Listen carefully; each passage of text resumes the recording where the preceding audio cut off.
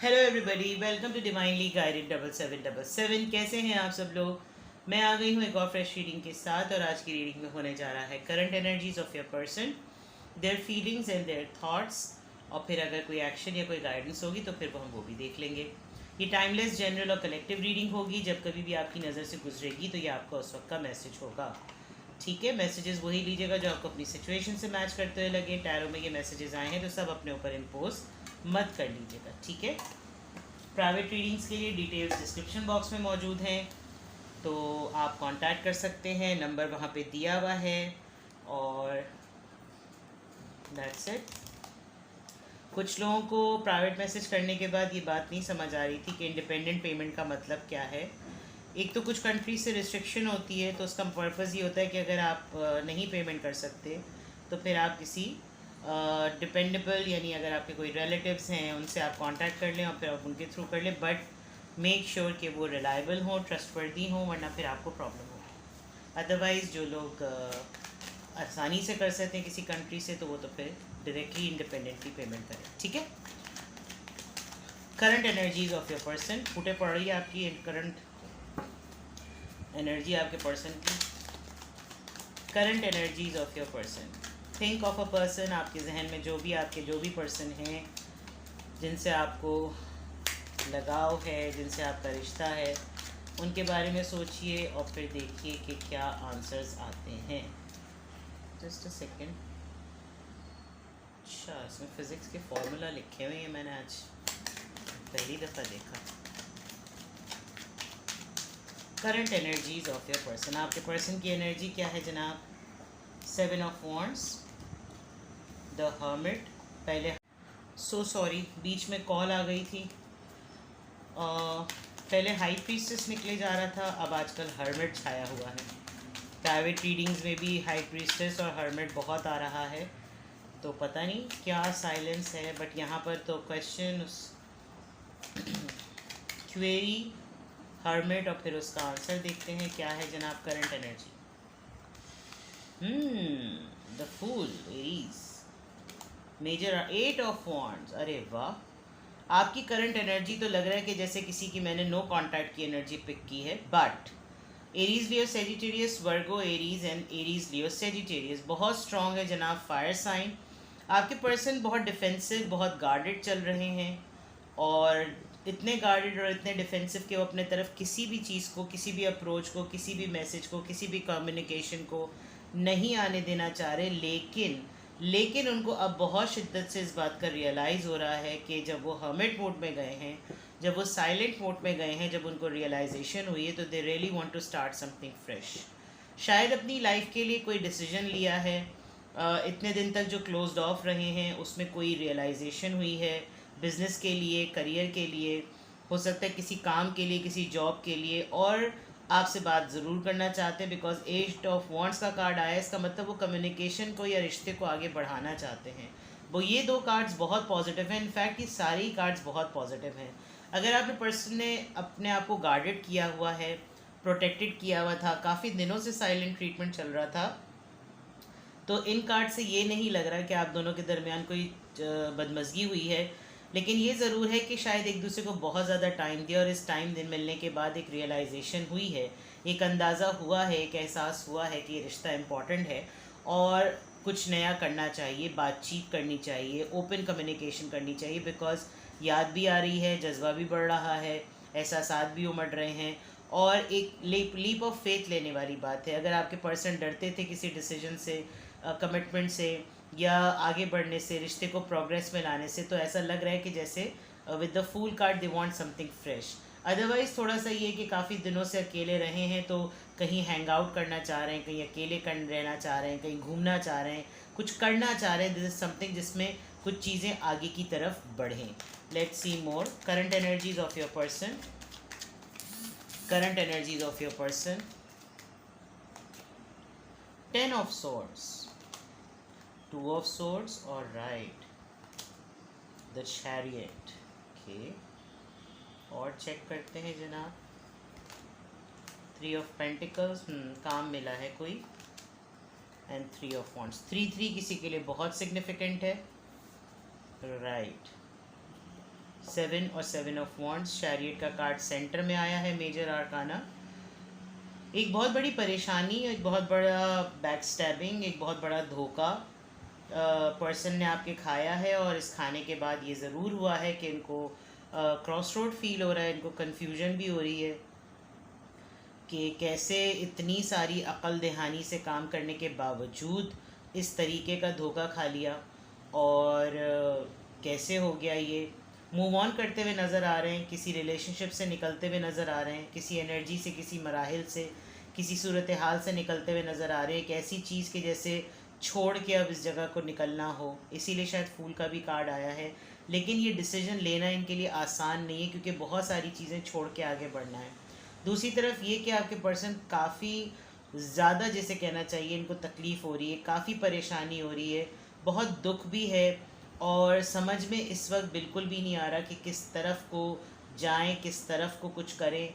कोई किधर से खींचता है तो कोई कहीं से खींचता है।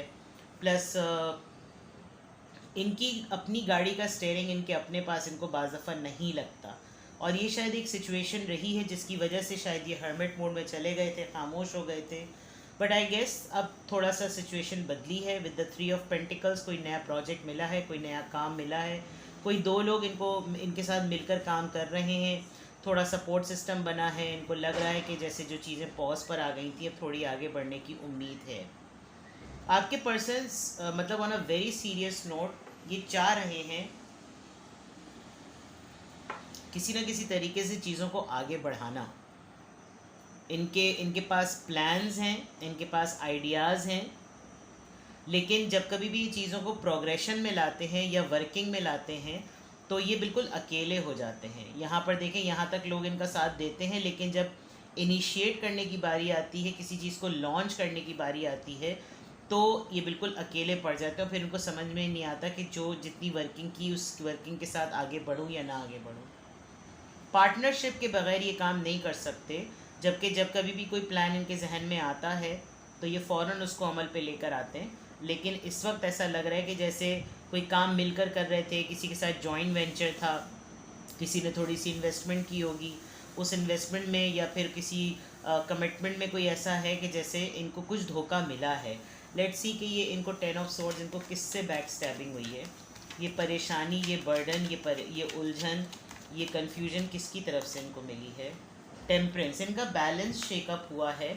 ये काफ़ी स्ट्रगल कर रहे थे अपने फाइनेंसेस में, अपने इमोशंस में, अपने सेंटिमेंट्स में, अपने आइडियाज़ में, जिसकी वजह से बैलेंस थोड़ा सा शेकअप हुआ है। डिपेंडेंट हो सकते हैं आपके पर्सन। सेजिटेरियस यहाँ बहुत स्ट्रॉन्ग है, Cancerian,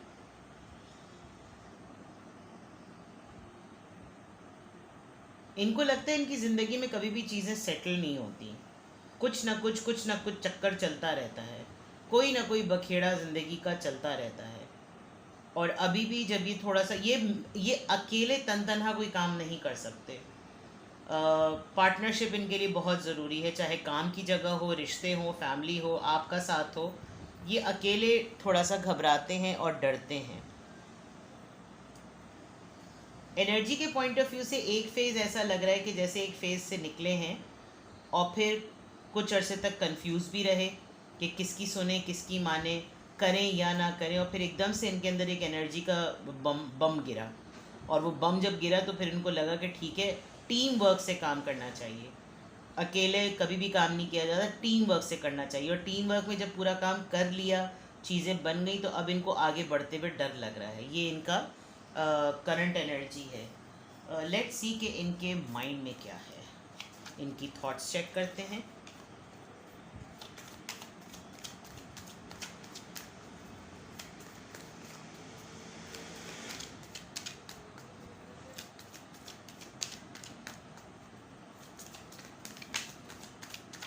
Please tell me current thoughts of this person. Current thoughts of this person.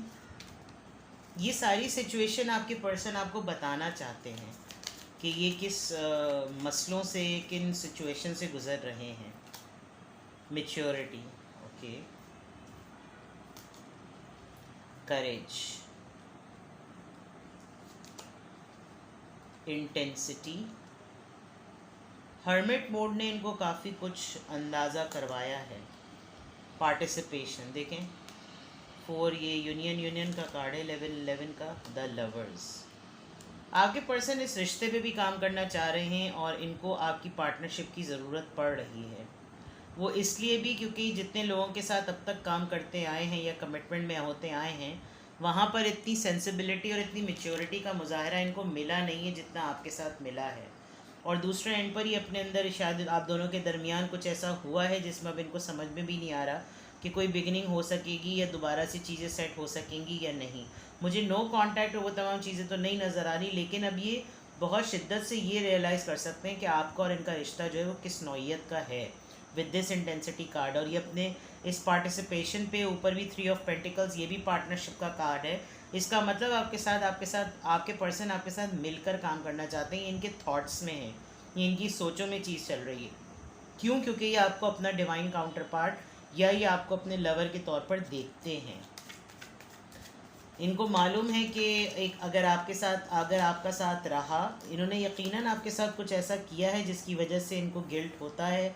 कोई चीज़ आप दोनों के दरमियान ऐसी हुई है जिसमें थोड़ी सी शर्मिंदगी और निदामत ज़रूर है, और ये सोच इनको बहुत ज़्यादा खाए जाती है। कुछ कर दिया इन्होंने, आपको अभी तक शायद वो बात पता नहीं है, कुछ ना कुछ ऐसा हुआ है जिसकी वजह से ये थोड़े से शर्मिंदा हैं, और इसी वजह से ये भी नंबर 8 है, वो भी नंबर 8 है।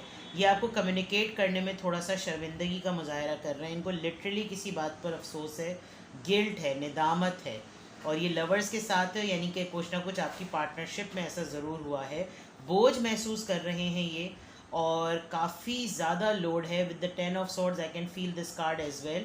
इनको बहुत यानी जहाँ ज़िंदगी इस वक्त इनको लेकर जा रही है, ये वहीं पर चल रहे हैं और उन लोगों का बोझ उठाए हुए हैं जो अपने साथ मज़ीद कुछ बोझ लेकर आए हुए हैं। और इनको फिर एक डलनेस और एक बहुत ही ज़्यादा बैगेज और बहुत ही ज़्यादा बर्डन फील हो रहा है कि ड्रेन हो रहे हैं, थक रहे हैं।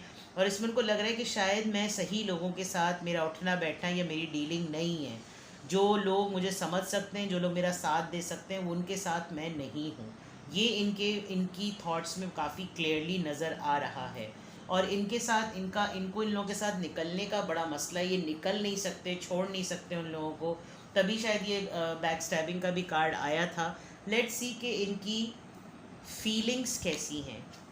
एनर्जी चेक कर ली हमने, थॉट्स चेक कर ली, अब देखते हैं कि आपके पर्सन की फीलिंग्स कैसी हैं।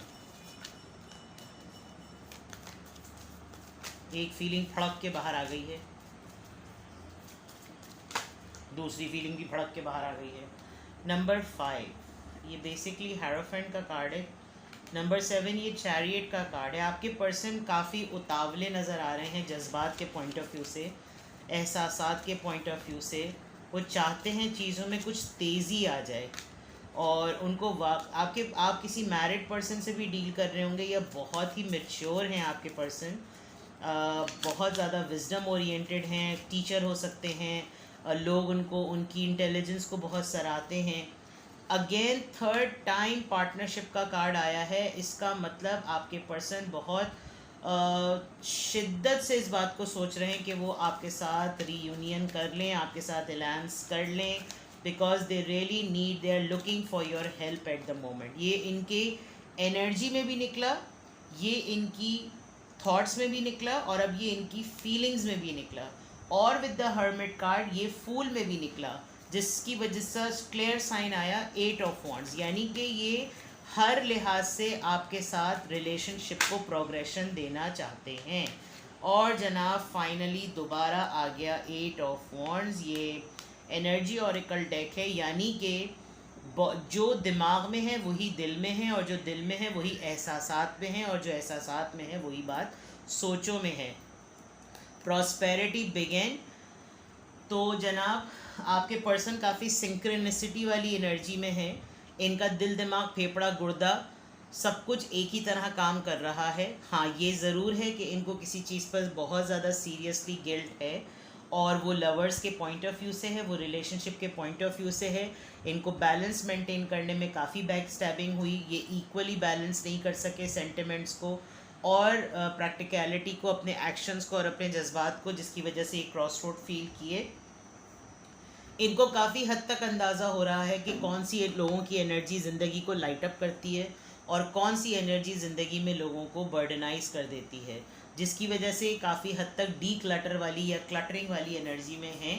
और आपको बहुत ज़्यादा शिद्दत से एहसास कर रहे हैं इस बात का कि आपका रिश्ता, आपका वजूद, चाहे आप लोग कांटेक्ट में हो या नो कांटेक्ट में हो, ये कुछ ना कुछ आपके साथ नया फ्रेशली करना चाहते हैं, आपके साथ चीज़ों को आगे बढ़ाना चाहते हैं, बातों को आगे बढ़ाना चाहते हैं, कम्युनिकेट करना चाहते हैं, आपके साथ लिटरली पार्टनरशिप करना चाहते हैं, इस पार्टनरशिप पर काम करना चाहते हैं, आपका हाथ थामना चाहते हैं, आप इनका हाथ थमवाना चाहते हैं।